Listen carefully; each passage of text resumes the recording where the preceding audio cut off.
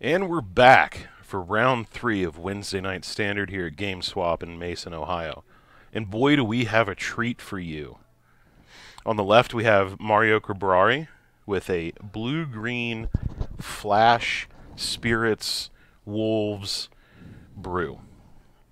And on the right, we have Addison Duff with Sam Black's Abzan tokens that was written about today on one of the premier Magic the Gathering strategy websites. Oh, yeah, I didn't see that. And that we should be seeing from him this weekend at the Grand Prix in Omaha. So both kind of off the beaten path deck choices here. Should be interesting. So, from what I saw of Mario's deck, it looks a lot like the kind of value creatures we used to see in Bant Company, like the Duskwatch Recruiter, some Mausoleum Wanderers, Tireless Tracker. Addison's deck is basically Anointed Procession plus Gideon's and other just kind of value token generators that he's going to generate even more value from once he has the Anointed Procession in play. Right, and so the end game for the Abzan tokens deck is putting a number of tokens onto the battlefield that would rival the population of China. Yeah. So, last week I witnessed Addison having 24 tokens in play, but this was 2 turns after being fumigated for 48. Right. So, and so one of the interesting things that that Mario brings to the table with his blue-green wolves list is that since the vast majority of creatures that he's playing have flash, he is incentivized to play the werewolf creatures, Lambholt Pacifist, along with the Recruiter, because he doesn't play anything on his turn. Okay. So they're pretty much guaranteed to flip unless the opponent has a removal spell. Like that.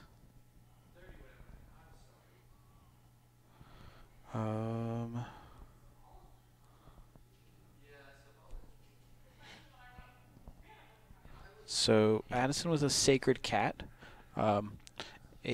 currently a 1/1 with life gain. That's going to get kind of brickwalled by this Lambholt Pacifist, but Which the name of that card, by the way, is a lie.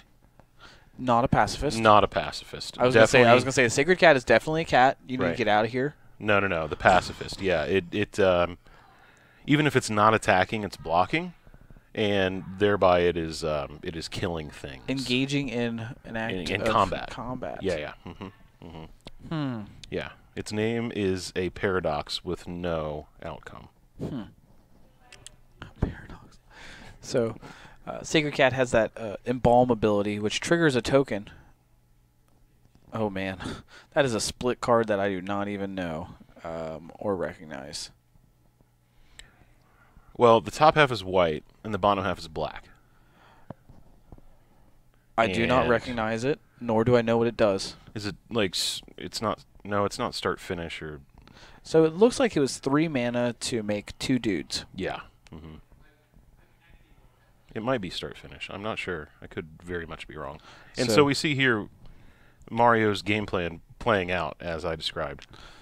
He's playing these werewolves because he doesn't have to play on anything on his turn, and now he has a flipped werewolf. And probably something to play with that 2 mana that's up. Yeah. Along the lines of Rattle Chains. Rattle Chains. Indeed. So, a censor. Wow. Oh, man, the Rattle Chain Censor kind of synergy, just being at 2 mana slot. Right, exactly. Awesome. Showing off the traditional strength of playing flash creatures. True. The ability to hold up counter magic, and if your opponent doesn't do anything worth countering, you get to run out of threat. It is start finish. I was right. So, is this like a Ulvenwald investigation or mysteries or something like that? It is. I don't even know. What is this draft fodder? Oh. I know the card's good, and it makes a ongoing investigation. I don't know. It doesn't look like there's that many words in the. Basically, the card creates a clue when a creature dies, I think. Is that what it is? It don't matter. Saram's Expertise is going to get a cast trigger. I mean, we are, we're off the beaten path here. We're out in some cornfields, one lane gravel roads, with some of these card choices in Mario's deck, but a lot of synergy. All right, so Addison's getting 3 servo tokens, and they're all getting pumped with 1 counter from each of those creatures will have 1 counter on it, and the start to finish warriors have vigilance, and so Addison's going to play the game of attack with my vigilance creatures and try to just protect my planeswalker.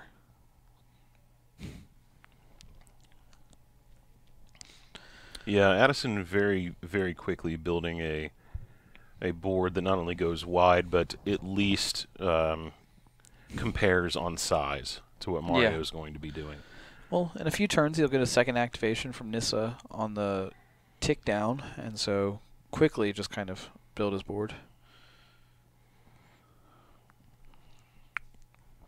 And so luckily Mario had that sensor, or the Anointed Procession would have kind of ran wild on him with his Rams. Oh, ran wild indeed. Yeah.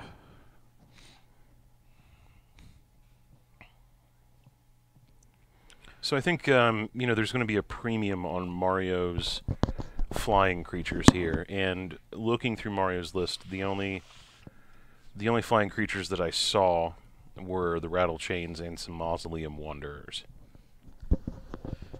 Yeah, Mausoleum Wanderer can only get so big when you're playing this many humans and werewolves.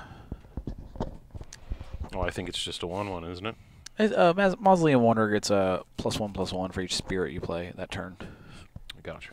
Yeah.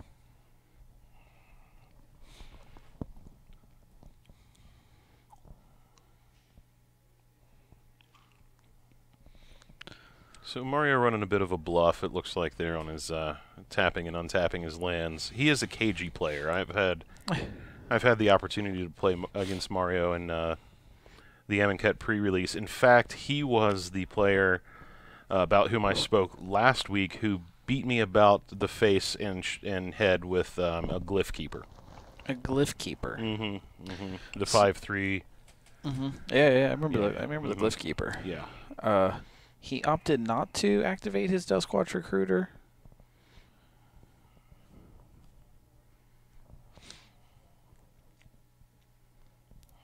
And there's an Ishkana with Delirium. Oh, man. Delirium plus Anointed Procession. Addison looking to go at least as wide as the mother in What's Eating Gilbert Grape. Oh, the Nebelgast. Yeah, Herald. I forgot about that guy.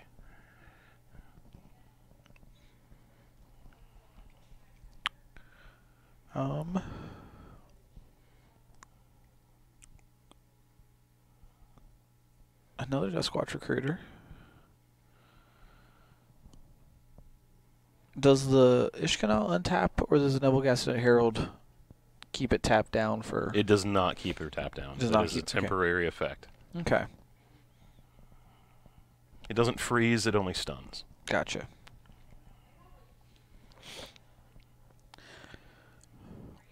So, can we... Yeah, so it seems as if we're going to be kind of confused insofar as we have a dice representing how many spiders we have and how many counters are on it, but... So the die above is 3 of the spiders, and then the counters on the cards themselves are the power and toughness modifying counters. Sure.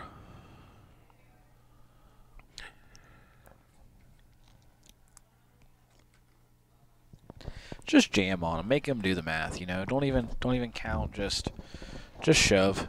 Force blocks. So I know as a zombies player, both in standard and EDH, you are a big proponent of having enough counters to do the job, enough tokens, I should say, to do the job. I Right. come with a solid stack of tokens To accurately represent. Yeah, I feel like, at some point, if you're going to be creating just an absolute surplus of tokens, that you should probably think about maybe investing in a few of them. So I played black-white tokens for a stretch in Modern, and so I had my Spirit tokens. I had I think I had some Gideon tokens at some point. I'm surely I tried, and just there was a token for every single thing, and I would just have the stack. And so I had occasion back in Devotion Standard to play quite a bit of mono blue Devotion. And I was the proud owner at one point of 14 elemental tokens to go with my Masters of Waves. Those things weren't cheap. They were not cheap at the time. Fortunately, local players were kind enough to donate them to me, knowing that I played mono blue Devotion and they had no use for them. So I owe a lot of that to my comrades here at GameSwap. There's something to be said about having those were not the there's something to be said about having all your counter or all your tokens for all your creatures that your deck might possibly produce. But I remember my buddy Harlan gave me a hassle one time for the fact that having this giant stack of counters in my deck box similarly kind of might tip off my opponent to the fact that I'm playing a deck with a bunch of tokens. Well, clearly you are not practicing the art of sleight of hand. and hiding that kind of information. There's some there's percentage points to be lost there, perhaps. I mean, or you just carry an EDH sized deck box, and it's got a flap, that you can put and block the view that your opponent might have. Yeah. So with Addison going wide and swinging in for lethal against Mario, I should have just bought a better deck box, I guess. Yeah, clearly. Those were not cheap deck boxes either. No, but they really weren't, though. Like, you needed so many of them. They were like $2 a piece at the time, for real. Yeah, but I just remember the Voice of Resurgence token from that time being absurd. Absurd, like $6 for a token. Yeah. Yeah. Well, that's because Dragon's Maze, probably the worst Magic the Gathering set since Homelands. And so people weren't super excited to open Dragon's Maze packs unless they were forced to because they were drafting. Or playing sealed, yeah. Yeah. And so those tokens were, more scarce than they should have been. True. In fact, Homelands, relative to the time that it was printed, probably had more constructed playable cards in it than Dragon's Maze did, if you don't count the Shocklands. Because it was Voice of Resurgence and... Exactly. Mizium Mortar? That was not in Dragon's Maze. That was in Return to Ravnica. You got me. I didn't play during then. I did not feel bad about missing that set. So, Addison's strategy of just going wide, kind of difficult for Mario to answer. All the creatures kind of got as big as Mario's, like little value creatures. Right. And Mario not with much in the way of options for sweepers to be able to level the playing field, we should say. Right. And so, kind of, sweepers I kind of thought immediately are like Whelming Wave and stuff like that are going to kind of slow him down as much as they slow Addison down. Well, yeah, and my initial reaction to the idea of Whelming Wave was one of utter disgust. But, once we're playing some of the cards that Mario's chosen to play, I don't know that a card like Whelming Wave is off the table. Yeah, definitely. Honestly, like, kind of, Nebelgast Herald's kind of a sleeper, similar to Niblis of the Frost in terms of tapping down Ulamog. And I kind of like where those are positioned right now. Right. And so I want to see those cards in some blue-white or blue-red decks, honestly. I just think that there are just better options. There are just better options? Available, to those colors and those decks in general. I mean, you have to respect somebody bringing something original to the table, and to this point being 2-0. Yeah. You know, he's playing a game that his opponents are not at all going to be prepared for. Certainly there's some percentage to be gained by making some plays that your opponents have not seen thus far in the format. Yeah, I think the reason that we're not seeing a lot of these cards in other decks is because there are just better options. Well, you know, if you're a few turns short on killing Marvel, tapping down an Ulamog isn't the worst thing you can do. For a turn. Yeah, I mean, so long as you can tap it down for the few turns that you need to win the game. Well, that's why I mentioned Niblis of the Frost. He triggers, and I'm not saying Mario has this in his deck, but he doesn't. Niblis of the Frost alert. triggers on instants and sorceries being played, and I think he freezes and locks them down for a turn. So that might be an answer for blue-red in terms of actually answering an Ulamog if they do get it on play. All right, so we see the turn 2 Lamphold Pacifist again for Mario. Addison is cracking an Evolving Wilds. And we'll see his turn 2 play. In terms of turn 2 plays, I think he might have, I don't know, maybe Servo Exhibition. I'm not really sure. Yes. I think that's definitely in his deck. Also, Hidden Stockpile. Hidden Stockpile. Right. That card is the key to being able to produce obscene number of tokens, if I'm not mistaken. Yeah. So Hidden Stockpile with the Anointed Procession. Okay. Right. So you can, for as much mana as you have, you can sacrifice a creature. Right. Okay. So you sack a creature and it makes a creature. Or it might just be one time at the end. I don't know. I could just be making things up. Can we bring Hidden Stockpile up on the screen? Perhaps. Again, I don't play with these cards. I just talk about them. Yeah. Right. Yeah. Except for, coming up this weekend. Oh, man. And there's a Spirit of the Hunt from Mario. And there we go. Yeah, so you just get one. So the Spirit of the Hunt is just a 3/3 with flash at this point. And there's the Hidden Stockpile. So if a permanent you control left the battlefield this turn, create a 1/1. Yeah, you just get the one. Okay, so you get one creature every turn, but it, if you have multiple stockpiles and multiple Anointed Processions, they kind of stack on top of each other. Yeah. Yeah, okay. Then you're just making, just uncountable numbers of tokens. This is... Do I have the cards for this deck? No, you don't. Just play zombies and continue to, play. I'll just keep playing zombies. Okay, so Addison has 4 mana. See if he can jam this Anointed Procession. Last game that he tried this, he got censored, so we'll see if he tries it again. But a lot of the time when you get censored, be it in Magic or in real life, you're hesitant to do the same thing again. Yeah. There's a little bit of hesitancy, a little bit of kind of playing a little bit scared, and so we see at this point Addison really hasn't played a single spell this game yet. Just cracked 2 Evolving Wilds.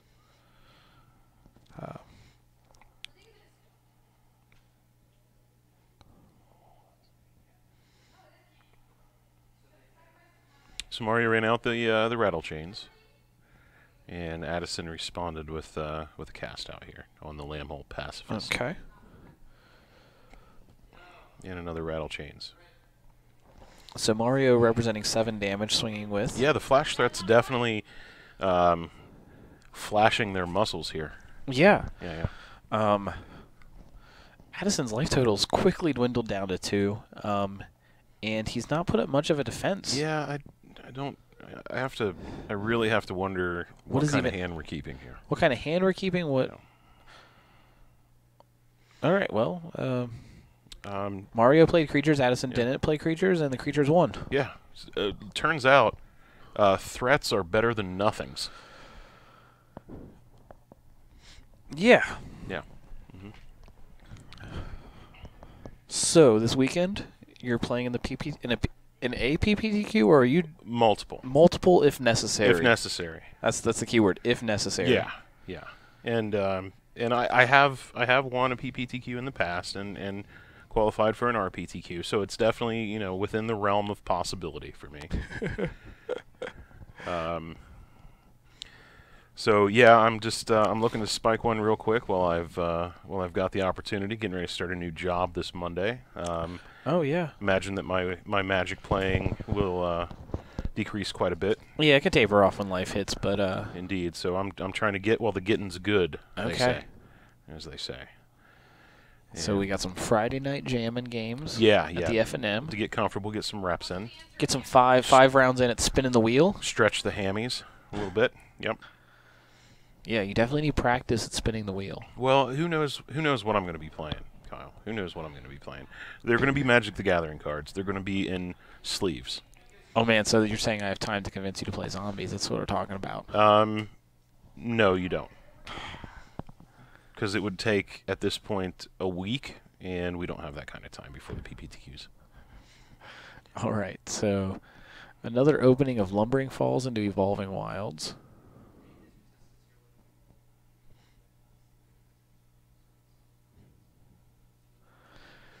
No, I'm very much in the question of do you like to be right or do you like to win? When it comes to tournaments like PPTQs, I like to win. You like to win. I like to try to win. Try to win. You like to win, and Yeah. even if you have to do the morally wrong thing and play Marvel Works. There is morality is not a factor in this whatsoever. They're Magic cards. Yeah. They do things Yeah. within the context of the game that has no moral bearing whatsoever on anything. I don't know. So Mario with a recruiter here. Can I just mention a pet peeve? So I don't generally mind fetches, and the fetches are kind of, there's a lot of give and take in terms of whether it comes into play untapped or tapped. Mm-hmm. Evolving Wilds is always tapped. Indeed. Your opponent knows you're playing 3 colors, unless you're really going to get them with a mountain here. Just fetch. Just fetch. Yeah, just fetch. fetches, yeah. Okay, so if Evolving Wilds is the first land out of your hand, and you're on the play in game 1. Sure. There, hiding that information. It could be a swamp, it could be a plains, it could be a forest, it could be a mountain, or it could be an island. Sure, it's relevant. Yes. It's relevant at that point. Game 3. Yeah, past that, just fetch on your main when you play the land. It's fine. Yeah. Especially, I don't think Addison is a slow player by any means, but last week... Certainly not. I mean, there's we're a healthy 28 minutes on the clock here. I would like to point out that last week he did have a 50-minute game 1 with this tokens deck. Well, it takes a lot of time to put the number of tokens into play. No. Move them from the not in play space to the play space. Yeah, definitely. Having your tokens out, having your tokens organized. Right. That this deck can create. I mean, again, when all the pieces come together, every turn you have the ability to produce a number of tokens that at least rivals the population of China. Definitely. And so, another Evolving Wilds in play. Not getting cracked yet. I don't think that fetches are the problem. It's how we play them. Surprise! I'm gonna get a. He cracked the Evolving Wilds. I don't know if you were going to knew he was going to wait a turn, but he did it this turn. Yeah. Well, I've got a forest in play. I've got a plains in play. My third color is black. Right. So you have 3 guesses, and 2 of them don't count for what I'm going to grab. Surprise! It's a swamp.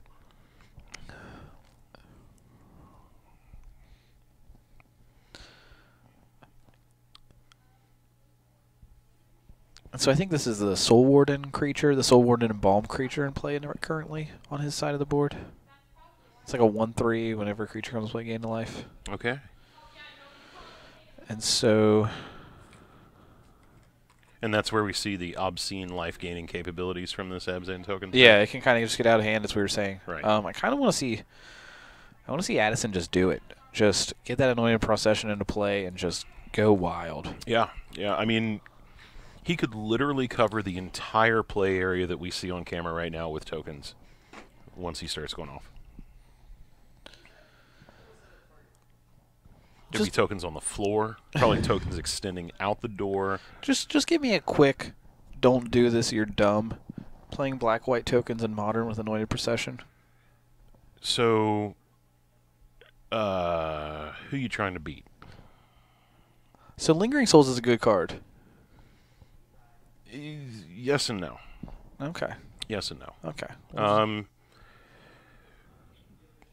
With the way things are shaping up in Modern right now, I personally have been playing Death Shadow since it premiered at GP. What was it, Vancouver? Yeah, West Coast, Northwest. Right.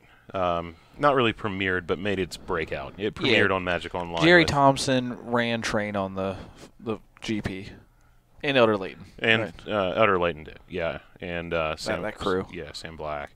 But, little known fact, that first build of John Death Shadow that started this whole thing, innovated by a player on Magic Online called GHash77.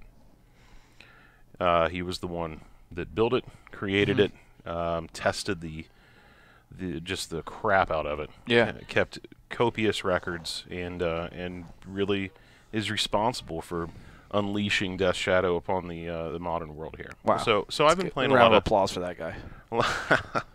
A lot of Death Shadow and various versions, splashing white for Lingering Souls.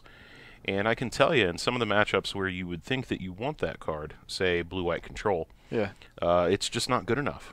It is. I have cast multiple Lingering Souls, both the front end and the flashback, in games against blue-white control, and still lost. The format has evolved in a way. Teamer Battle Rage being present in John Shadow and some versions of Grixis Shadow, though not the ones that we saw this past weekend. Where it's just not doing it. Okay. However, that said, in my testing online with various versions of Shadow, there is one deck that plays Lingering Souls that has a very, very good Shadow matchup of any Shadow variant, and that is Abzan midrange. Yeah. So, getting back to the standard match here, we'll come back to this modern stuff. But so we see the Werewolves flip because Mario just activated the Duskwatch Recruiter, grabbed a Rattle Chains, had a bit of mechanical issues in terms of accidentally seeing a card underneath, just having to get a quick shuffle. Not a big problem. Easily resolved, especially without Scry lands in the format or anything like that. Right. And so... Or Serum Visions. When you don't know what the deck contains, what's on the bottom, what's on the top, then you just shuffle it up. Yeah. Easy peasy. Here's the Anointed Procession. Does Mario has Rattle Chains mana. Is he also holding up that sensor? He is not. Yeah. We got an Anointed Procession on the board. Playing the Rattle Chains for 1 mana because the flip side of the Recruiter makes your creatures cost one less colorless. Yes, to play. Important to note. Not just a shortcut. So, getting in with a 3/3, a 4/4, and a 2/1 flyer. And it's definitely on Mario here to turn up the heat. Yeah. Before this Anointed Procession just goes absolutely hog wild. Yeah. And...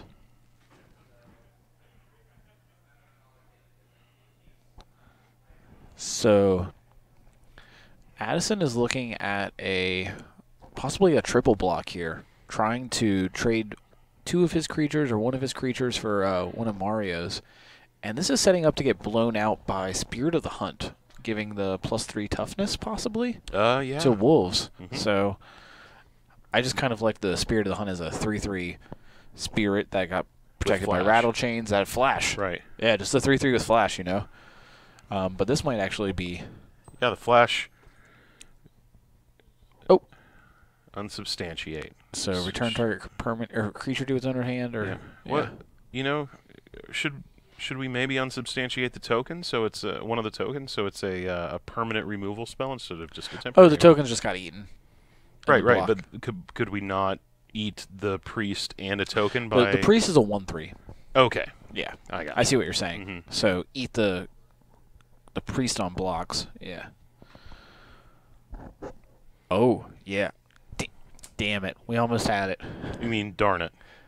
Let's not have a Martin Mueller Pro Tour moment here, where you kids out there in internet land can look that one up. But let's just say that BDM almost had kittens at the last Pro Tour.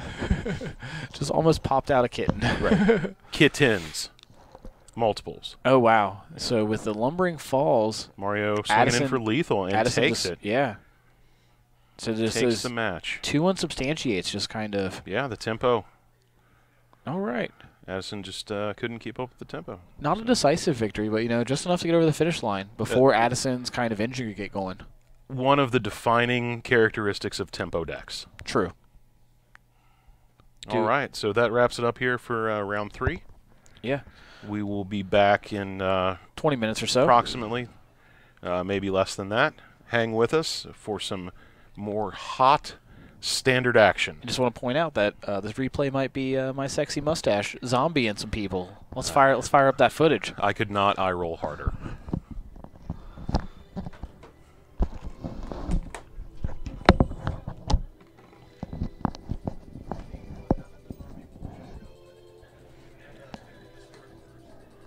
He won, yeah.